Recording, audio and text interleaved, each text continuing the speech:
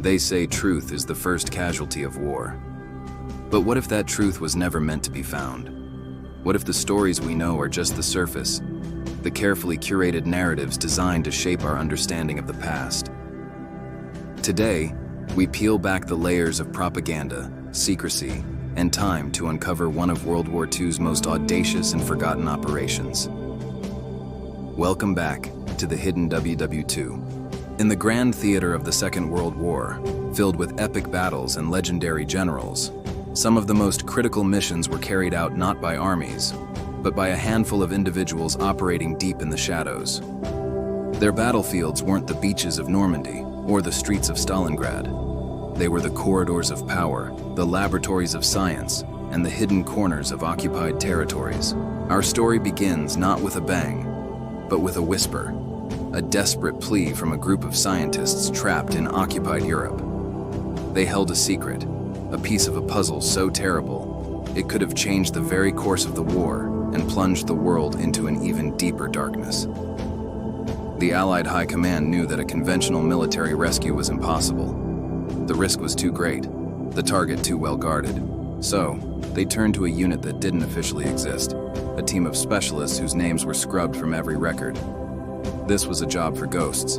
Their mission was codenamed Operation Nightingale. It wasn't about capturing territory or destroying a bridge. It was about extracting knowledge. The team assembled was a motley crew, to say the least. A master forger who could replicate any document with unnerving precision. A linguistics professor who spoke 7 languages fluently. A safe cracker from the back streets of London whose hands were as steady as a surgeon's. And their leader, a disgraced intelligence officer brought back for one last impossible task. They had no tanks, no air support, and no hope of reinforcement. Their only weapons were their wits, their courage, and the element of surprise. Dropped behind enemy lines under the cover of a moonless night, they had 72 hours to infiltrate a fortress city, locate the scientists, and bring them and their deadly secret to safety. Failure meant more than just their own lives. It meant handing the enemy the key to ultimate victory. The city was a labyrinth of fear and suspicion. Every corner held a potential threat. Every friendly face could mask a betrayal. The team had to navigate this treacherous landscape, relying on coded messages hidden in plain sight, secret handshakes, and the help of a local resistance network that was itself fractured and paranoid. Their first challenge was getting past the city's outer checkpoints. This wasn't a matter of brute force. It was a delicate dance of deception. Using forged papers that declared them as neutral Swiss businessmen inspecting factory production, they approached the first guard post. Every heartbeat felt like a drum. Every glance from the guards felt like an accusation. The forger's work was flawless, but it was the linguist who truly shone. He engaged the guards in casual conversation, discussing the mundane details of their day, the quality of their rations, even the local football team. His calm demeanor and perfect accent disarmed them completely. As the gate lifted, the team exchanged subtle, relieved glances. The first hurdle was cleared, but the most dangerous part of their journey was just beginning. Their destination was a nondescript university building, now repurposed as a high-security research facility. The scientists were held there, not as prisoners in the traditional sense, but as guests of the regime, forced to continue their work under constant surveillance. The team's plan was audacious. They wouldn't storm the building. They would be invited in. Through their resistance contacts, they learned of a high-ranking official who was known for his vanity and his love of rare antiquities. The plan was set in motion. The team's leader, posing as an art dealer, arranged a meeting with the official, promising him a look at a priceless Roman coin recently unearthed nearby. The coin, of course, was another one of their forger's masterpieces. The bait was the meeting. The hook was the location. The leader insisted the exchange happen in the official's own office, an office located inside the very same university building they needed to access. While the leader distracted the official with tales of ancient history, the safecracker and linguist, disguised as his assistants, were given a brief, unsupervised window. Their task was to locate the central security office and disable the alarm system for a specific 2-minute window later that night.